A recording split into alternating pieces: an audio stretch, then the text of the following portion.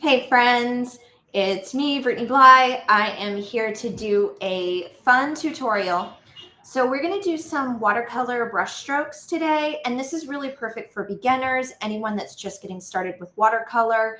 If this is something that's new to you, even if it's something that you've done a lot, it's great to follow along and just kind of get that refresher. So let me just show you here. Let me do this really quick. Hello, it's me. So the kit that we are working from is Shazam. This kit right here. So this is the lit box. This is actually a activity for the February Let's Paint Together subscription box. But this will be available as a standalone kit on the website. Even, we're past this particular month, we always offer them, later on. Right here, which is Watercolor Bunnies. So cute. You get to learn how to make bunnies and all kinds of fun springtime goodies. But we just thought we would take a step back and go through some beginner guide. This is something that we have on the website, so you don't have to follow along with this video. I'll drop a link in the chat in a few minutes so that you can follow this along on the website as well. Let me just show you some of the supplies that I have here, and I'll show you what we're going to be working with today. So I have some instruction links right here, and this also, any of our kits always have a list of the items that are included so that you don't have to worry about, are you missing something? Should you have something? You have this list right here. Then we have this QR code, which is a link to the instructions, because the instructions are going to change for every single kit. So this is always going to be a different link. And so you can just scan it with your phone, go right to the instructions, work at your own pace anytime. Because we're working with watercolor, you're going to want a pan that has some kind of concave like bowls to it. Ceramic is really nice for watercolor, but you can also use plastic ones like this. The next time we do a watercolor kit that people want to hold on to forever, one complaint about using plastic palettes for watercolor is that these will get stained over time, and I think some people just don't like the way that looks. It's not problematic for your painting. It's not going to stain future paints when you put them in there. It's only staining the plastic. So I think some people just feel like it's just not as cute. This also includes 4 watercolor brushes. Now, you can use flat-tipped brushes when you're working with watercolor. I almost exclusively work with this style of tip right here because the watercolor can just glide off of the tip so well. And I just don't find myself using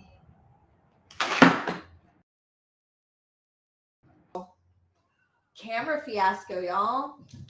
Okay, this is going to be a fun workshop. It's going to be crazy once. All right, here we go. How are we going to do this? All right, so let me walk you through those paintbrushes, and I'll just talk to you while I'm like insanely like remounting this camera that just fell over. Which, anytime you have a paintbrush, it's always going to have a number on the side of it. These brushes right here that I have are between sizes 12 and 6. You'll find brushes as small as even like 1 or 2 or even smaller than that. Look at that. That wasn't that bad. I think I already finished.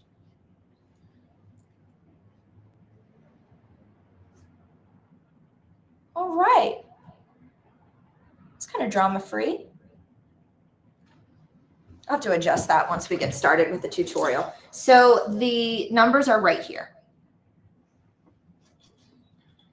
Now, also in this kit, of course, we have our liquid watercolors. You guys, I tried to teach this workshop a couple weeks ago, and I literally forgot the watercolors.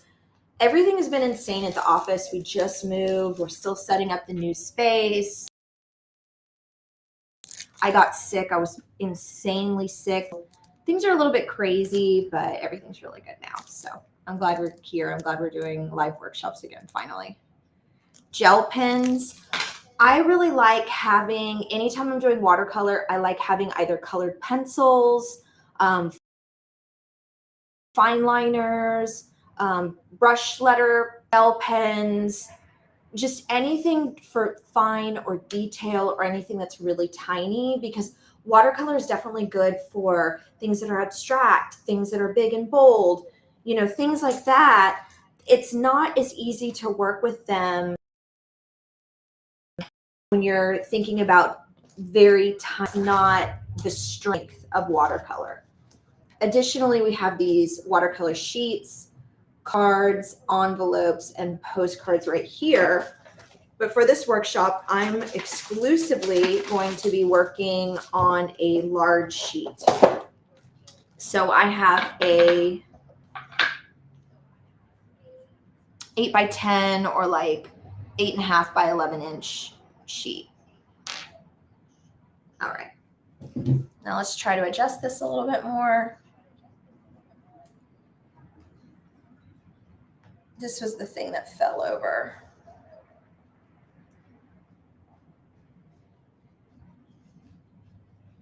I was so zoomed in before. How did I do that?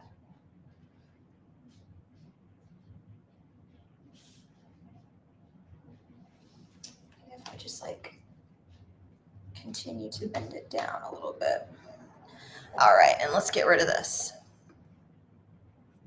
Oh, that's better. Okay.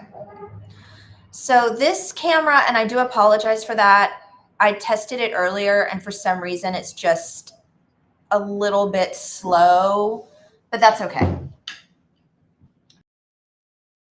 Because really the important thing from here, you guys take movement from here, from this one, just take a look at the brushwork.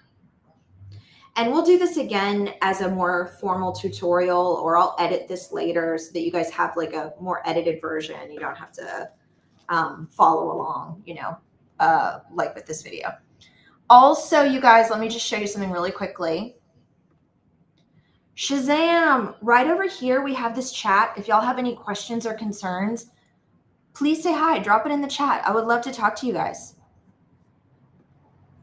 Another thing before we get started, this is what we're doing.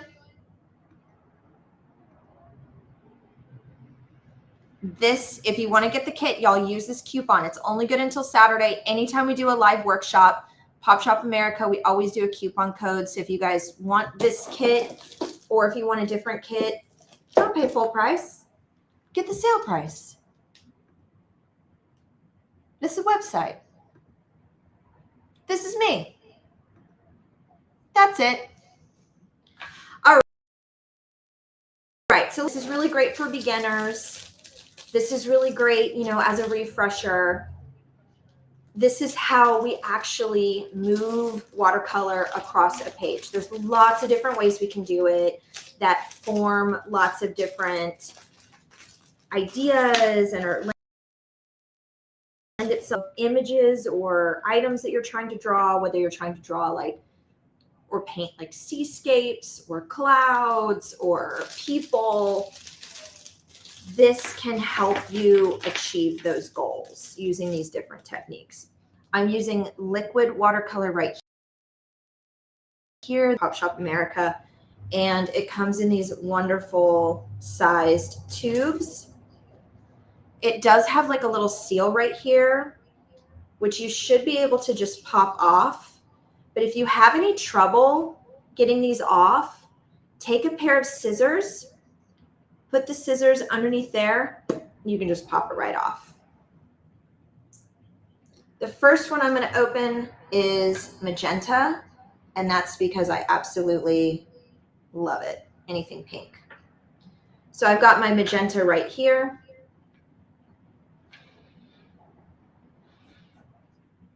There you go. I'm going to put some green and turquoise. I'm just basically going to start to put my favorite colors in here. So one thing with liquid versus dry watercolor is either way, you're still going to be adding water. They're still concentrated. So even though I'm working with liquid watercolor, this is not going to just directly go on the page. This is going to be watered down. And so take a look at how I'm getting watercolor all over my hands. Oh, I really wish this wasn't so slow.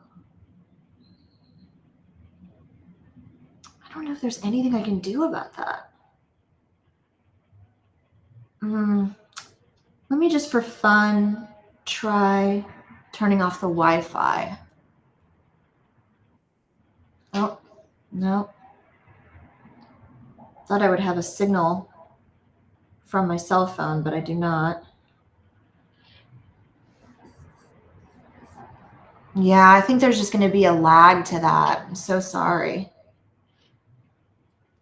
Anyway, I have it all over my hands. Totally don't worry about it if it happens to you. All right, we got to get this party started. So I'm going to start going a little faster. Not trying to bore you to tears. So anytime I'm dropping these liquid watercolors, I'm only using a small drop. You really don't have to use very much at all.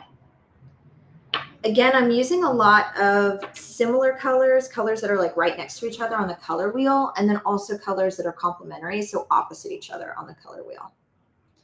And I'll show you why I'm going to do that. Now, some of the techniques that I'm going to work through are making lines, wet on wet, wet on dry, different types of blending techniques.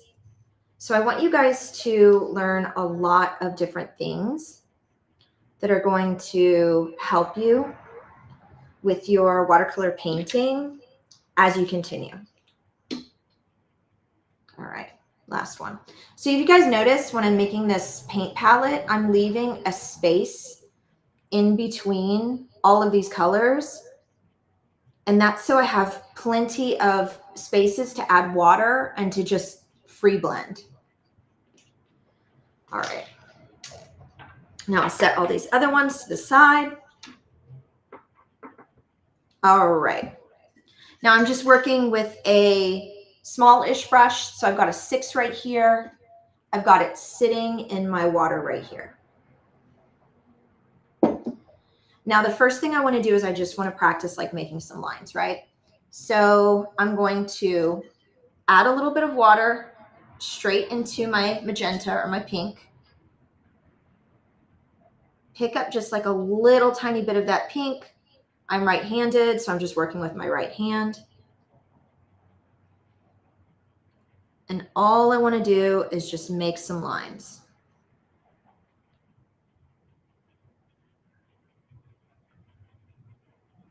Now there's a million different ways that you can do this. Now let's take some from the other side where I haven't really added that water. So it's a more pigmented color. It's not nearly as watered down. Let's make a few more just straight lines.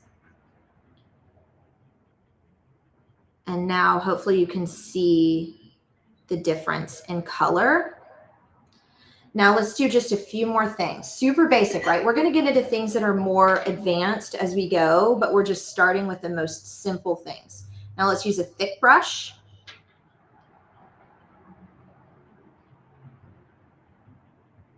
Pull it through some different lines. Additionally, and this is what I mean by there's a million different ways you could do this particular activity of just practicing your lines. We want to hold it away from the surface at a certain amount. So we're not moving the brush towards the paper. We're not moving the brush away from the paper. But what we're going to do is we're going to drag it and then we're going to push it down more firmly and drag it. And then we're going to push it down less firmly and drag it. So it's almost like a Greek key shape, if that makes any sense. So I'm dragging it lightly. Now I'm going to push down a little harder, lighten back up. And see, my line's a little sloppy, but you guys, what you'll see right there is that line is going to get thicker and thinner. So let me just show you guys what I mean. So this top line right here gets a little thicker, gets a little thinner. Don't worry about that at all. All right, wet on dry, moving right along. Anytime we're not actively working with our paintbrush, I'll just throw it right back in there. And you guys change the colors up as you do this. Rather than only using one color across all of these, it's going to be really fun if you try out lots of different colors along the way. So right now I've got my 8. And this brush is seen better days. It's like the paint is like flaking off of it. All right, and let's use this turquoise right here. Maybe it's blue. Maybe it's blue. Maybe it's turquoise. Wet on dry. What does that mean? The paper is going to stay dry, but our paint, of course, our watercolor is wet. Now, what we want to do, anytime we're doing a technique like this, we want all of our square or our rectangle nice and even in color. So I'm just going to make like basically a Z brush stroke back and forth, but I want the color at the top to be the same as the color at the bottom. So that means every so often I'm going to have to reload my pigment. I'm going to have to use the same amount of pressure across the entire rectangle. And I want to use my brush to even out that color pigment.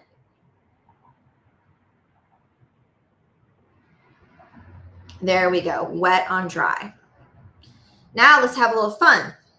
Let's do some wet on wet. So I'm washing all of the paint off of my brush, still using my 8. And now let's get that paper wet. Now there's 2 different ways that we could do this. We can actually do wet on damp.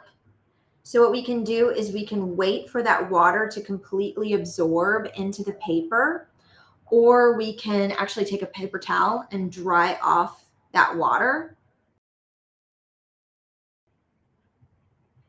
Or we can let the paper be super wet and then do wet on wet. So there's wet on damp, there's wet on wet. I'm doing wet on wet. All right, so my paper is nice and wet. I added lots of water. Now again, I'm going to try to do the same technique where I want the color on the bottom to match the color on the top. But take a look at how washed out, wispy, how different that is to the square next to it already. So let's just hold it nice and close so you can see what I'm talking about. It does a mirror image, you guys. So if you see me like just like moving this around trying to figure out where the camera is, that's why. It's because it's always, anytime you do like a live, everything is in reverse. So anytime you hold something up, it's like, I can't figure out where to go. Ah, so beautiful. I love wet on wet. This is really fun too. I have some friends that are like high school art teachers, and anytime they get to watercolor, they're always just like, oh my God, these kids. But anytime I say like wet on wet, so still in my head, I'm just like wet on wet, like, you know.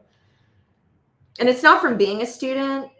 I don't think any of my art teachers ever taught us watercolor or like any of these brush techniques, but I guess teaching now is very different than when I was in high school.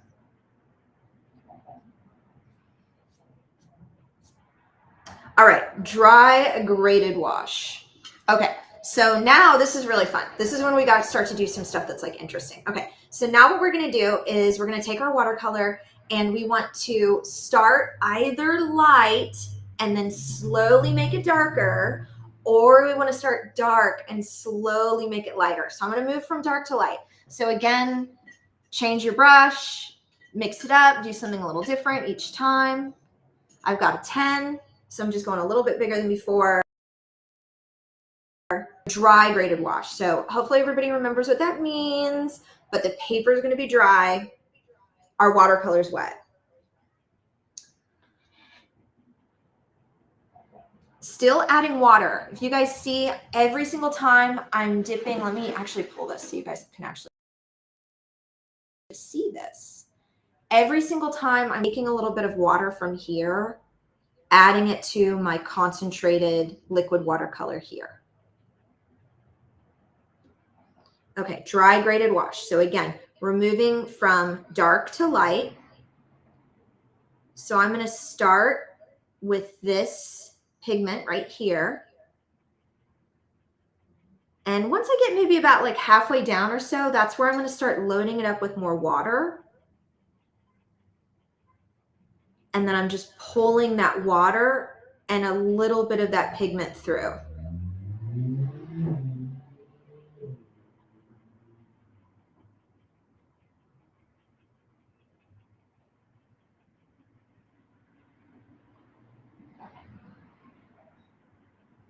And you can always layer this. So you see how I'm like going back over it to add a little bit more of that pigment to the top. So every layer, it's going to give you more and more of that concentration that you're looking for when you're working in those darker, heavier areas. Okay, now let's do a wet graded wash. So again, wetting the paper, making a little rectangle.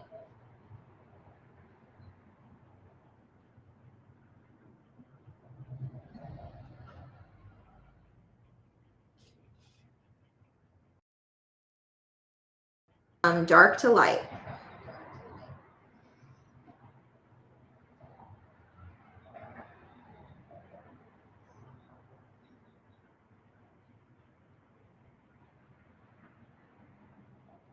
Oh, so pretty.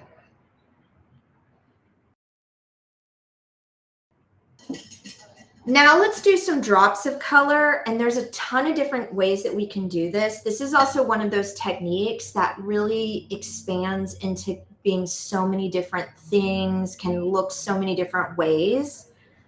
So what we want to do is pick any color that's on the lighter side. So I'm going to go with this yellow again. So I'm going to work over here because I want my colors to kind of vary. So let's go ahead and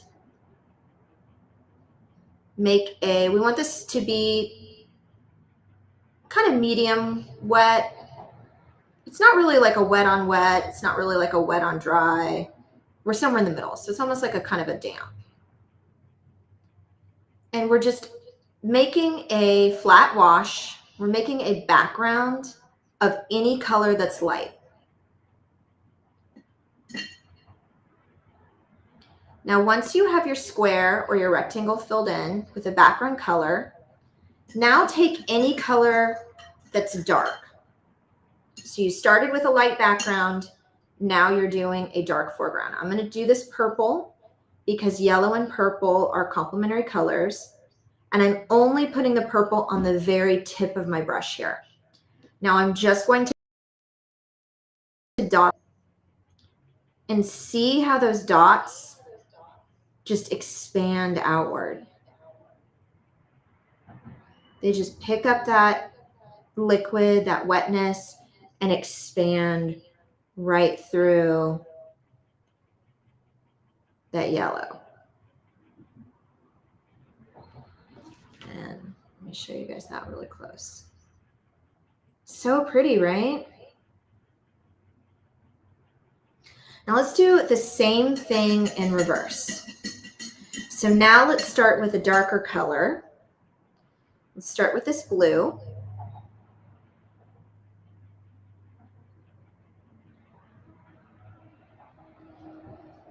And we're just making a flat wash. It's kind of a wet on damp. It's not really like a wet on dry. It's not really exactly a wet on wet. We just want a fairly damp paper for this to work. make your square, make your rectangle, make that flat wash. So we need it to be fairly even. We've got our background. Remove all of the pigment from your brush. Now take any lighter color. So I'm going to do this pink. And then do this exact same thing. So we're just using the tip of our brush. We're just dotting it to the square. A lot of people in watercolor will express that style of dropping as like a cauliflower as the paint expands outward. So if you hear that term, it's just a really casual term of how that paint is moving across the background. There we go. So pretty, right?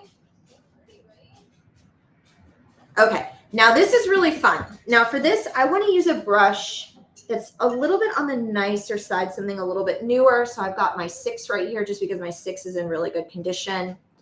Now for this, we can use different colors if we want. I'm going to use a few different colors, and we're just going to make lines. We're going to make lines going across, and I'm going to make lines vertically. And as I make those lines, you guys are going to see how the watercolor, as I start to paint those lines going down, and they meet the lines that are going across, when they touch each other, that watercolor just like disperses out through the wet parts of the paper, but doesn't affect the dry parts of the paper. It's really cool. All right, so start with pink. I'll do some pink and yellow across, and we'll do some blue and purple down. So for this, we do want to work fairly quickly, and we definitely need it to be nice and wet.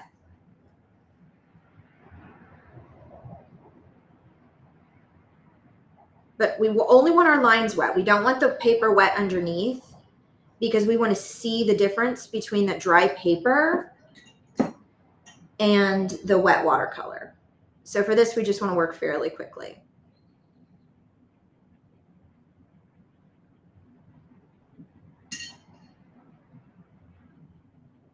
All right, so let's do our lines going down.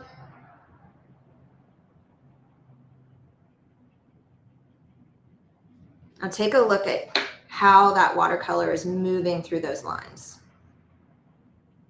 Beautiful, right?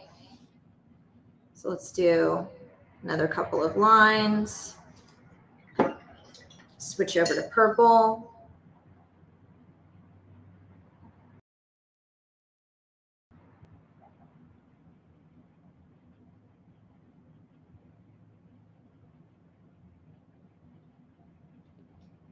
I'll take a look at that.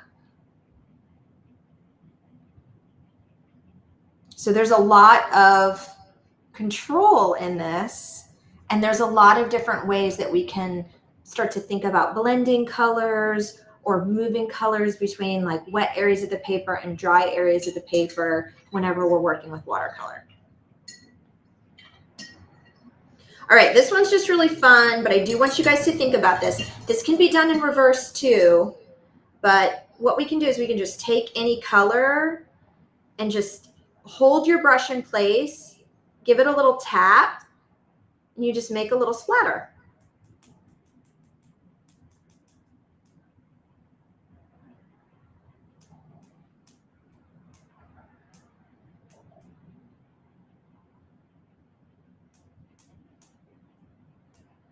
So just kind of like the 80s all over again. Super fun. Another thing that we can do, just like the color dropping, where we make a background of a certain color, and then we drop another color into it. Well, let's do that, but only with water.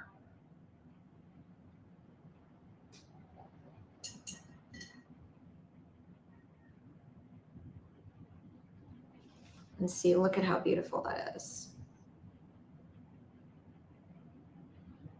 get really close so you guys can actually see it, because I know this camera is just not, it's moving just a little bit slow. I think it's just the internet here. I don't know why this one's so good and this one's not good, but I just assume it's the internet. So we can do that with a splatter as well. So we just do like a colored background.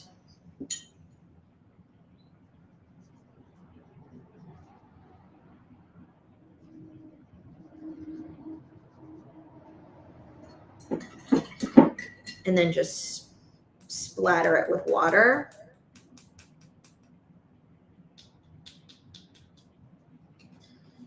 And this is very subtle, so hopefully you guys can see it on camera. But it makes these tiny little washed out. So it's a lot like that dropping of the color, but even tinier when we do that splatter technique. All right, there's only a couple of other things that I want to show you. And I'll drop that link to where I have this tutorial as a written tutorial as well. Now, I also have salt in front of me. We use salt in a lot of our kits. And what we can do is when we have nice wet paint,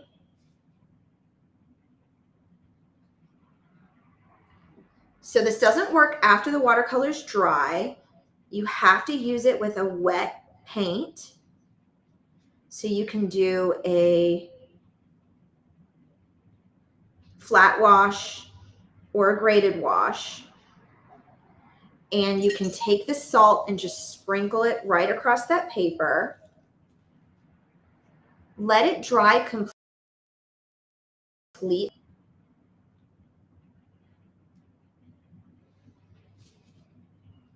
Here, I'll just move this forward.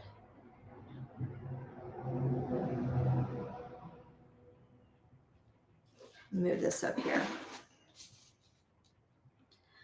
So we let this dry completely with the salt on there. And then anytime you remove the salt from the paper, do it with a paper towel or do it something other than your hands. The oil from your hands can smudge it. But what this is going to do, and hopefully you can already kind of see it just in this demo, but what it does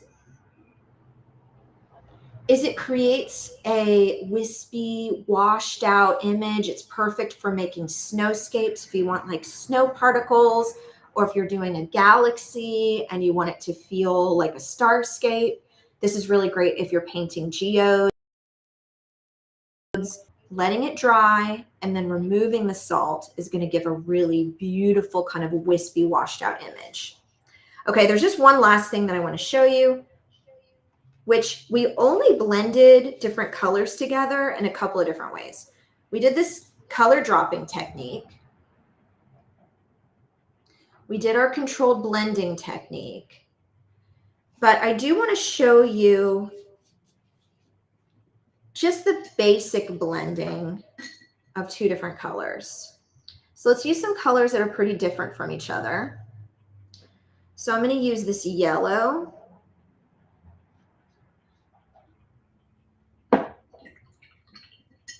And I'm going to use this green. I can't believe I haven't used this green yet.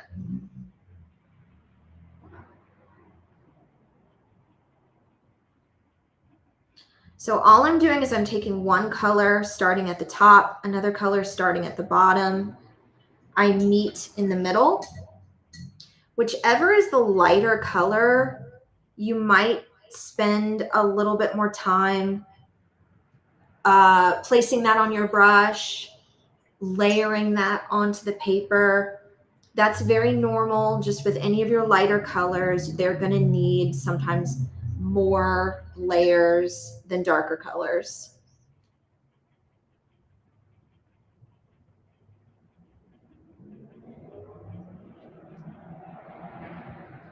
And you can even take these colors like this and I can start to add to it.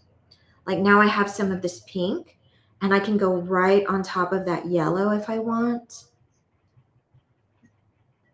and start to make a variation that has 3 different colors instead of 2.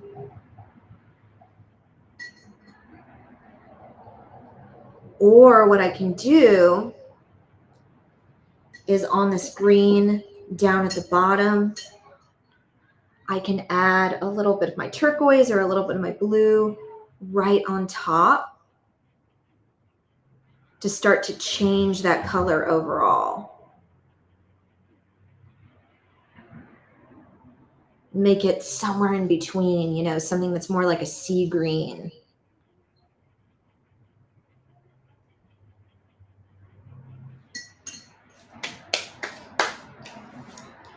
And that's it. That's a lot of different brush blending techniques, perfect for getting started, perfect for beginners, super fun, and also just like makes this like really cool kind of almost like modern art. Like I feel like this is hangable on your wall as well. Let me go ahead and switch that off. And so it's just me right here.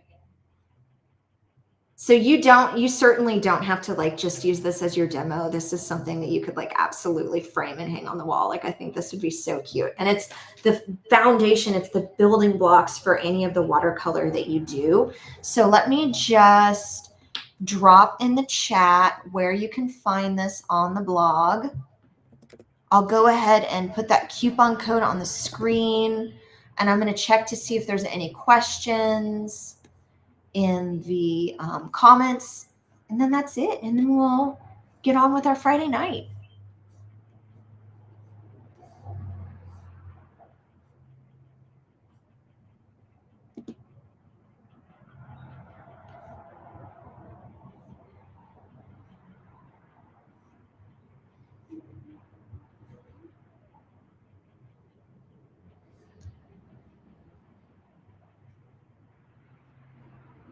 Here we go.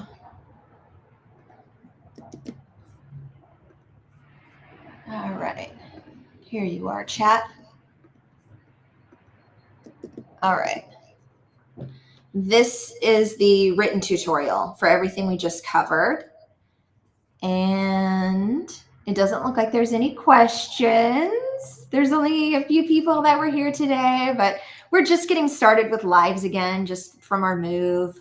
Our old building, it was like not conducive to having live workshops because the building was, I mean, it was just in really bad condition. It was having so many problems, and like at any moment something could go wrong, and so there was just impossible to do lives there.